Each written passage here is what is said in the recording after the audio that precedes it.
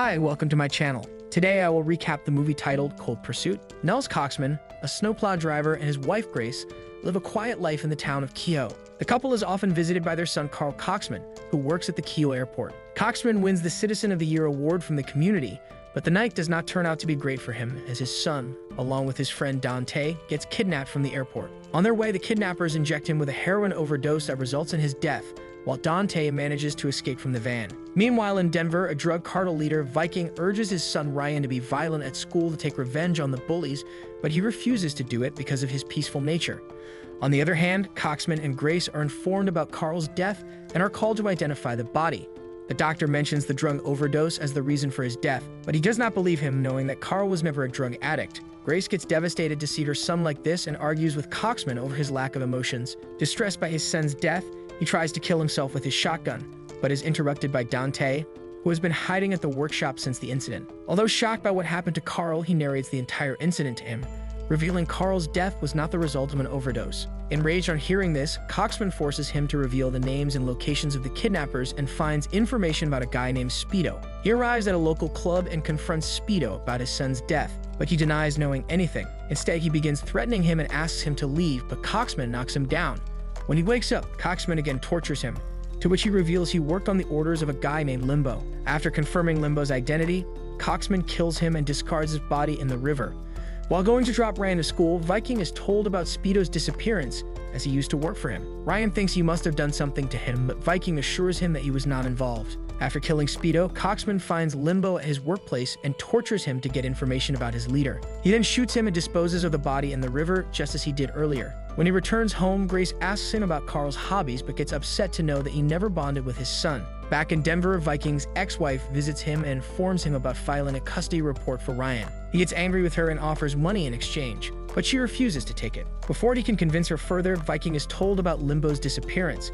He starts investigating his staff and scolds them, while Ryan worriedly observes him. Meanwhile, Coxman continues his killing spree and shoots another gangster named Santa, who was also involved in his son's kidnapping. Upon returning home, he finds that Grace has left the house after being upset by his lack of grief over their deceased son. After being left alone, he visits his brother Brock Coxman, an ex-gangster, and explains the entire situation to him. Brock tells him they mistook Carl for Dante, who tried to steal gold from the drug lord Viking. As Brock used to work with Viking, he informs him that it is impossible to reach him. Coxman reveals he wants to take revenge for Carl, but Brock does not believe he can kill anyone, as he was never involved in such activities. As they discuss the situation, Viking is told about Santa.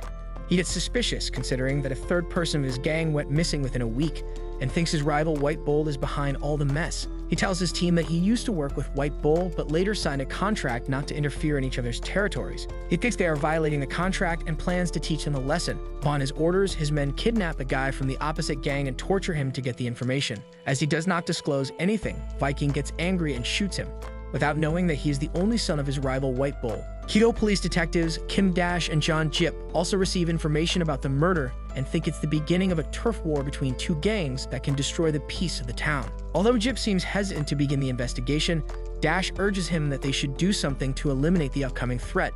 At Brock's house, he tells Coxman that Viking's real name is Trevor Calcote, and if he wants to kill him, he needs to hire a professional assassin. He tells him about a guy named Eskimo and advises him to pay him up front, and he will do it for him. Upon his suggestion, Coxman contacts Eskimo and invites him to town.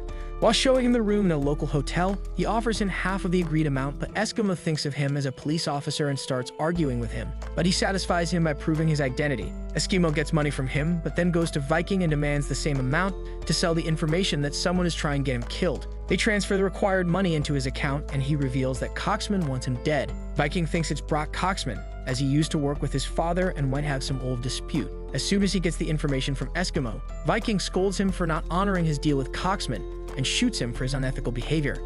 As his men dispose of the body, Nels Coxman tries to seek further information about Viking or Trevor Calcote. Viking arrives at Brock's house and offers him a ride. While in the car, he asks about the reason behind killing his men and threatens to kill him. Already dying of rectal cancer, Brock decides to save his brother and takes the blame, saying he wants to take revenge on him because his father stole his woman from him. After listening to him and considering him a threat, Viking murders him as well. Meanwhile, the rival gang leader White Bull grieves his son's death. He tells his gang about the old deal with Viking's father, but reveals it's over as they have repaid it with his son's murder. He plans to take revenge on him and announces taking a son for his son. After finding out that Eskimo did not kill him, Coxman spies on Viking's house where he spots him with his son and finds out about his prep school. After killing Brock and finding out that White Bull had nothing to do with his gang members' murders, Viking decides to reinforce his contract with them. To do so, he shoots his own man Dexter and orders his team to send his head as a gift for White Bull. White Bull has already ordered to kidnap Ryan from his school, but asks them to wait as he receives a message from Viking.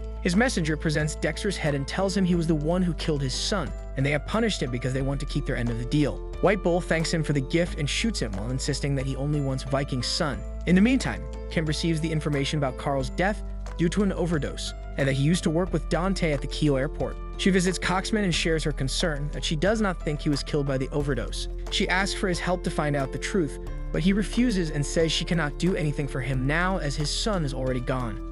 Later, Coxman arrives at Ryan's school and tells his father sent him to pick him up. Ryan, who has never seen him before, hesitates to go with him, but Coxman convinces him. White Bull's men spot him outside the school and start chasing him, but he safely brings Ryan home. Viking receives the information about his son's disappearance.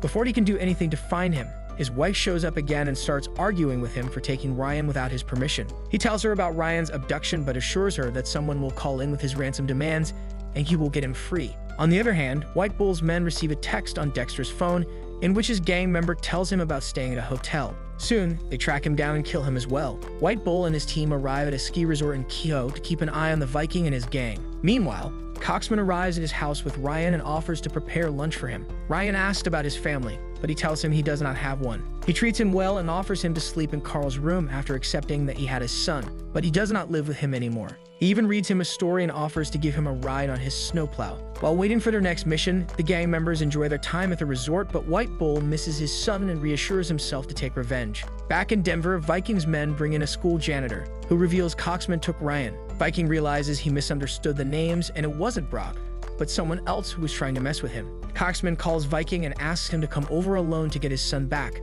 Viking assures him but orders his team to go to Keogh. They raid his house but cannot find anyone, as Coxman took Ryan out for a ride on his snowplow. They come across a police car and Coxman introduces Ryan as his nephew. While talking to him, Chip tells him he saw many cars at his house and Coxman realizes Viking has arrived. While searching his house, they find the company name from one of the pictures and decide to go there to find Ryan. As Viking and his men head out, one of his men leaks the information and tells White Bull about them. Coxman aims at their cars and tries to shoot Viking but is interrupted by Ryan. He quickly takes him back inside and asks him to stay there until he comes back to pick him up. He once again tries to shoot him, but does not get a chance and is caught by his men who take him to Viking. He questions him about Ryan, but before Coxman can tell anything, White Bull and the gang arrive and begin shooting. A fight emerges between the rival groups, which kills almost everyone from both sides. Viking tries to run away, but Coxman traps him in his car while White Bull shoots him. As he leaves the scene to get back to work, White Bull gets in the truck with Coxman. The police arrive at the scene and find Viking right before his death, while Ryan drives away in the snowplow. White Bull gets satisfied by Coxman after realizing he is not a criminal. He puts his gun down and they drive away, while the last remaining gang member on a parachute accidentally comes in front of them and gets killed by the plow. Thank you for watching. Subscribe to the channel for more content like this.